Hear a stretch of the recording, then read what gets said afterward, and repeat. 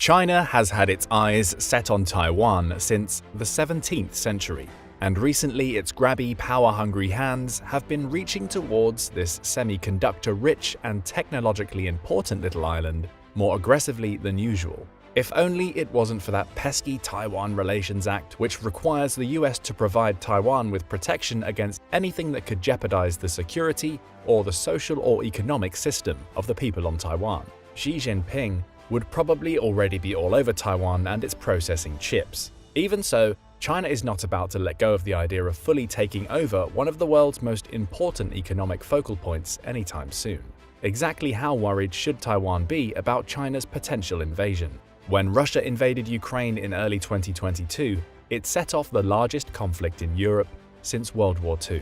Understandably, the surprise invasion sent shockwaves around the world, causing many countries to reevaluate their security. Nowhere was this more true than the island nation of Taiwan, another state with a large, threatening neighbor laying historical claim to its territory. Russia's invasion sparked fears of similar actions against Taiwan by China, a scenario which could destabilize not only East Asia, but potentially the entire world. How did Taiwan come to be such an important global economic center? One word: civil war. Here's what we mean. As with Russia and Ukraine, the shared history of Taiwan and China goes back hundreds of years. Throughout the 16th century, the Chinese gradually gained influence and control over the island, then known as Formosa through intermarriage and trade.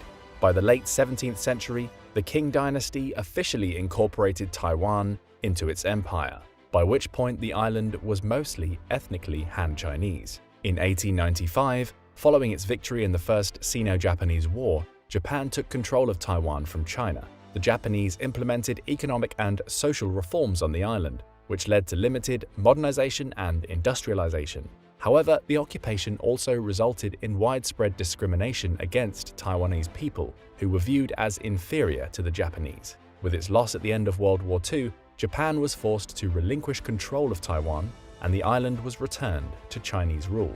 However, almost immediately, Taiwan became embroiled in the Chinese Civil War, which was raging at the time between the nationalists, led by Chiang Kai-shek, and the communists, led by Mao Zedong.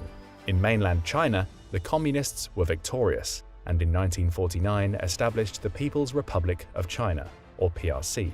The defeated nationalists were forced to flee to Taiwan, where they established the Republic of China, or ROC. With both governments still claiming to be the legitimate government of China, no peace agreement was ever signed, and the civil war technically continues to this day. Under the nationalist government, Taiwan experienced significant economic growth and modernization.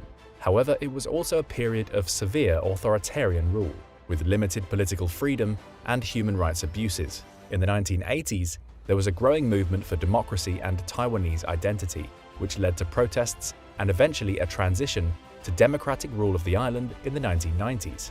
Today, Taiwan remains a prosperous democracy, with a vibrant civil society, legal protections, and a strong sense of Taiwanese identity.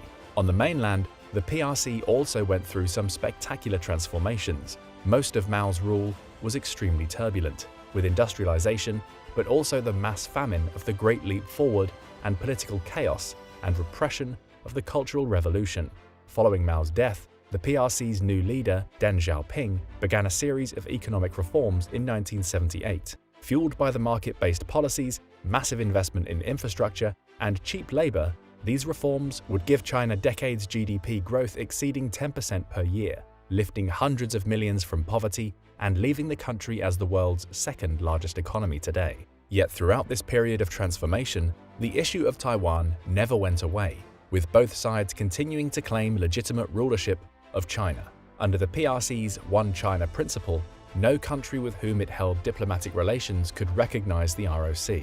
For much of the Cold War, most governments continued to recognize the ROC, keeping the Chinese Communist Party relatively isolated. This changed by 1979, when the US switched its official recognition to the PRC, naming it as the sole legal government of China. But while it officially recognized Taiwan as part of China, the US also continued unofficial relations with Taiwan.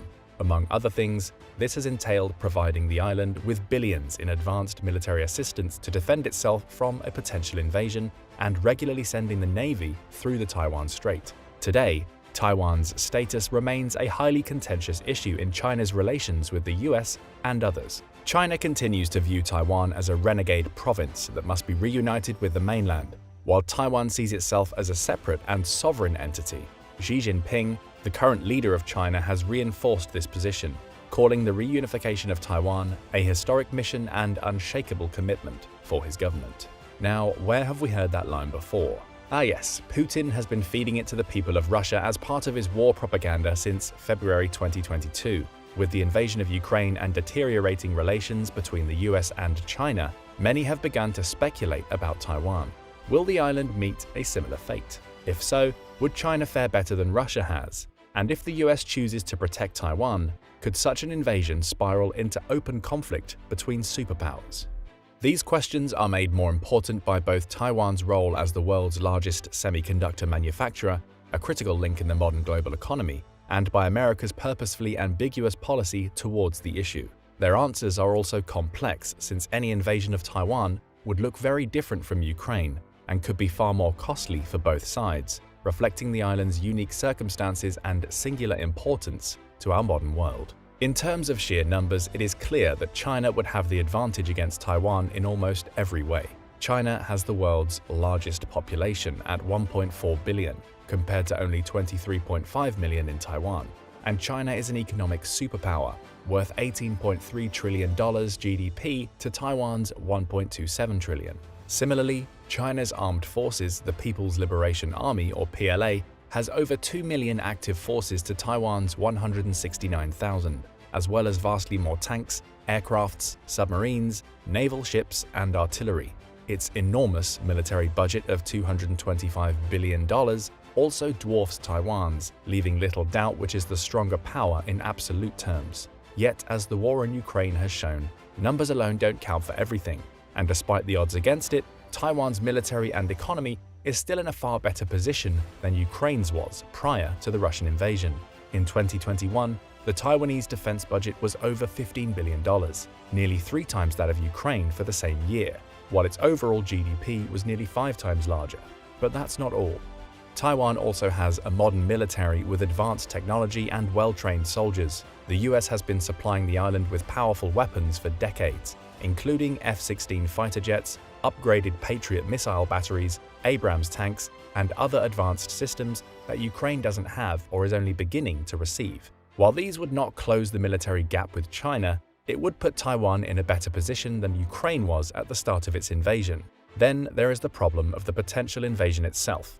Unlike Ukraine and Russia, Taiwan does not share a land border with China, but is separated by the Taiwan Strait, a body of water still over 80 miles at its narrowest point. That means any invasion would have to be an amphibious assault. The lowest estimates of the Chinese forces necessary for a successful campaign are over 300,000. And to achieve the 3-to-1 superiority in numbers that most commanders look for in offensive operations, the PLA would need an invasion force of 1.3 to 2.5 million. In comparison, D-Day, the largest amphibious invasion in history up to this point, had only 156,000 total troops. Additionally, despite having better capabilities than Russia, the PLA has not seen combat since 1979, and few of its officers have real battle experience. Military experts still generally agree that China could take Taipei through massive force and numbers, but how easily and whether it could hold the territory for long are less clear. Additionally, the geography of Taiwan would work to its advantage in an invasion scenario.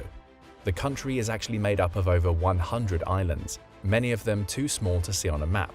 Most of the outer islands are packed with missiles, rocket systems, and artillery, while an extensive bunker system has been tunneled into the outer granite hills. The main island is rugged, with dense forests, and 258 mountains over 10,000 feet in elevation. And as China analyst Ian Easton has noted, unlike Normandy, the coastal terrain here is a defender's dream come true. Taiwan has only 14 small invasion beaches, and they are bordered by cliffs and urban jungles. Structures made of steel-reinforced concrete blanket the surrounding valleys. Taiwan gets hit by typhoons and earthquakes all the time, so each building and bridge is designed to withstand severe buffeting. This defensibility would also make it easier for an insurgency to form if China did take control of the island. Taiwan has a large and well-trained reserve force that could engage in guerrilla warfare and hide in tunnels and forests. And while gun ownership on the island is strictly regulated, civilian arms training has increased in recent years. The owner of one shooting range in Taipei told Reuters that attendees had tripled or quadrupled since the Russian invasion of Ukraine. As one tattoo artist and reservist put it, "Most people don't want to go to war. I also don't want to go to war, but in the unfortunate event of this really happening, I will be mentally prepared." The terrain in Taiwan, with its mountains and forests, would also make it difficult for the PLA to locate and neutralize any resistance. This would make an occupation of the island difficult and costly, potentially leading to a protracted conflict which could wear down Chinese morale. But the obstacles don't end there.